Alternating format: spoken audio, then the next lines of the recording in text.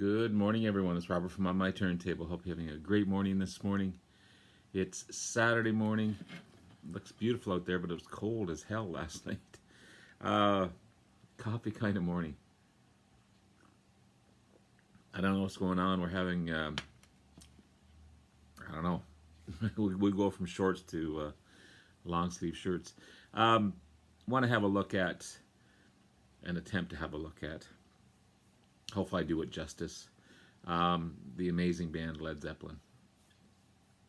I've been wanting to do this for a bit, and not necessarily talk about the albums, but I will show you the albums that I have from this fantastic band, but just talk about the beginnings of Led Zeppelin, where they came from. They weren't always Led Zeppelin, but magically four men came together, talented musicians, all of them, and formed this fantastic band, Led Zeppelin. So we all have to start somewhere, and motions and things came about, and planets lined and formed this great band. So that's what I want to talk about today, just to have a look at the background of Led Zeppelin, where they came from, how they began, and the players involved and everything else. So before I do, please hit the like and subscribe button below. Thank you to all that have liked and subscribed so far. I greatly appreciate it. I want to continue to put great content out there and show you guys some great bands and artists that I have in my collection. Continue with my I Look At series. Continue with my Albums to Discover series. Having a great time doing all that stuff. And it's your help and your subscriptions and your likes and your great comments that help me keep motivated to do so. So thank you again. So Led Zeppelin, a fantastic band, one of the grandfathers of rock in the 70s for sure. Formed in 1968, features of course the amazing vocalist Robert Plant, the brilliant guitarist Jimmy Page, one of the top guitarists ever. Bassist and keyboardist John Paul Jones, fantastic artist in his own right. And of course the awesome John Bonham, the heavy drumming beast of a drummer in John Bonham. They're one of the originals when it comes to hard rock and heavy metal. They're mixed in with groups like Deep Purple and Uriah Heep, and all those bands like that from the 70s. And that's what it was called back then. It was called heavy metal back then. Even though they have elements of acoustic and blues and folk music in their music, Led Zeppelin does. So I classify them as hard rock and heavy metal, but I feel like the deeper bands and the heavier bands of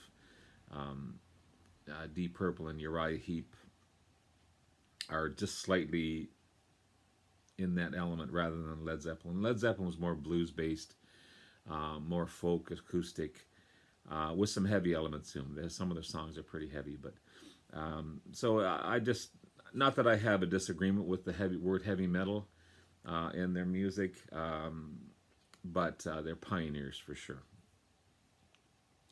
Also, huge impact on album rock and stadium rock.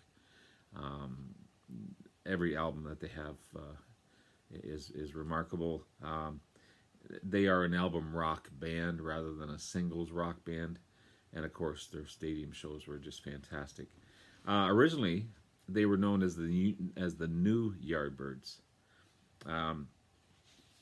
Jimmy Page, a London session player, became part of the original Yardbirds, and he actually started out as a bass player when he started with the Yardbirds.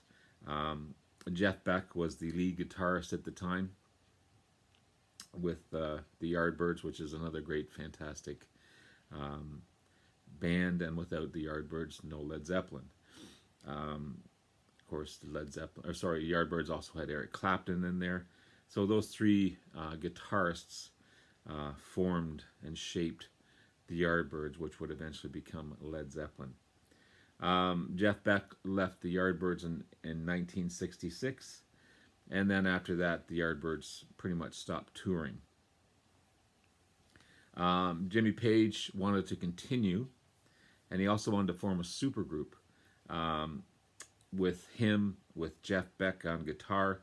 He actually tried to recruit Keith Moon on drums. That would have been interesting, for sure. And John Entwistle from The Who on bass. He asked singers like Steve Winwood. Maybe it would have worked. And Steve Marriott, that definitely would have worked. To be vocalists, but they both declined. And the group never really did form and put it. I guess they did do one single, but the group never went any further. The Yardbirds eventually ended in 1968, but they were still under contract to perform in concerts in Scandinavia, in all places. So Jim McCarty, the drummer for the Yardbirds, and Keith Rolfe, the lead singer for the Yardbirds, both agreed and gave permission to bassist Chris Dreja and Jimmy Page to continue, but to use the name the New Yardbirds, not the original Yardbirds. So Jimmy's first choice of lead singer was Terry Reid, great session singer in his own right, but he declined as well. But he suggested Robert Plant, go figure, who was with the Band of Joy. Robert Plant suggested the drummer for Band of Joy, Mr. John Bonham. And there was also another session player out there who was actually a session player with Jimmy Page, John Paul Jones. He tried out as the bass player and got the gig. Chris Dreja eventually left to become a photographer. He was the original bass player for the Yardbirds. So there you get four amazing artists coming together. Two session players in Jimmy Page and John Paul Jones. Great lead singer in Robert Plant, and of course the drummer in John Bonham. They formed one of the most successful 70s rock bands. They started to tour Scandinavia as the New Yardbirds, and then actually recorded an album funded by Jimmy Page. But Chris Dreja found out about it, issued a cease and desist letter stating that they could only use the name the New Yardbirds for the concert only, not under any album. So they were forced to choose a name. So their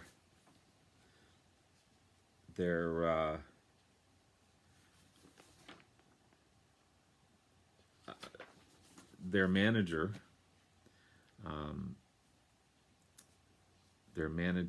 Peter Grant, heard Keith Moon saying once, the great drummer for The Who, that the New Yardbirds will go down like a lead balloon, L-E-A-D. So he took the challenge, the band took the challenge on. They dropped the E in lead, L-E-A-D, so it became L-E-D. And they changed the name Balloon to Zeppelin.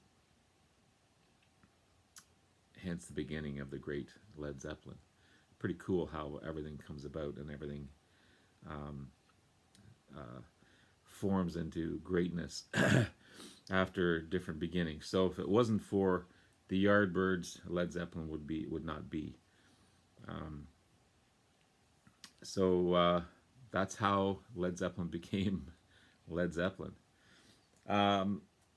So they put out their first album, 1969 debut, Amazing, amazing stuff. There's the boys there, very young looking. Of course, one of my favorites. You got Good Times, Bad Times. Baby, I'm gonna leave you. You shook me, dazed and confused. Your time is gonna come. Black Mountain Side. Communication Breakdown. Amazing song. And I Can't Quit You, Baby. And How Many More Times. Remarkable stuff.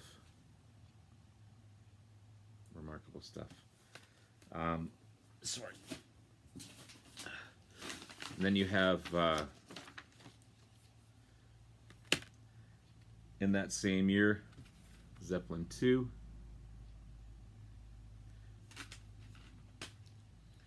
Zeppelin 2, Whole Lot of Love, right off the bat. What Is and What Should Never Be. The Lemon Song, great Robert Johnson song. Thank You, Heartbreaker. Livin', Lovin', Maid. She's Just a Woman. I love that song. Ramble On, Moby Dick, and Bring It On Home. Awesome. Then in 70, Zeppelin 3.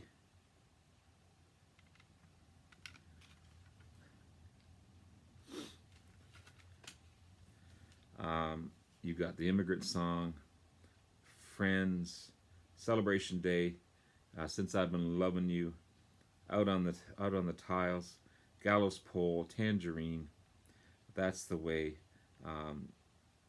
Brawny on Stomp, and Hats Off to Roy Harper.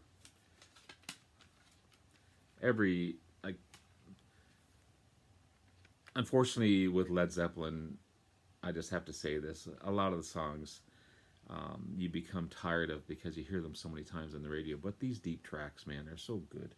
They're so good. One of the most commercially successful, Zeppelin 4. Of course, Black Dog, Rock and Roll, Battle of Evermore, Stairway to Heaven. Classic. But again, you hear it constantly. I was at work last night. I heard it at work. Right. Misty Mountain Hop, Four Sticks, Going to California, and When the Levee Breaks.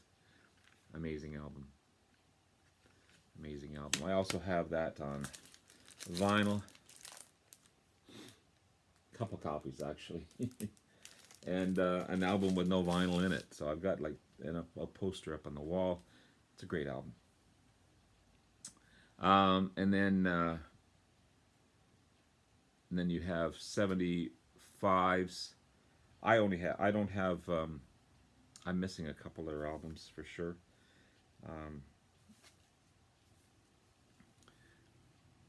Physical Graffiti. Also in vinyl. Love this album.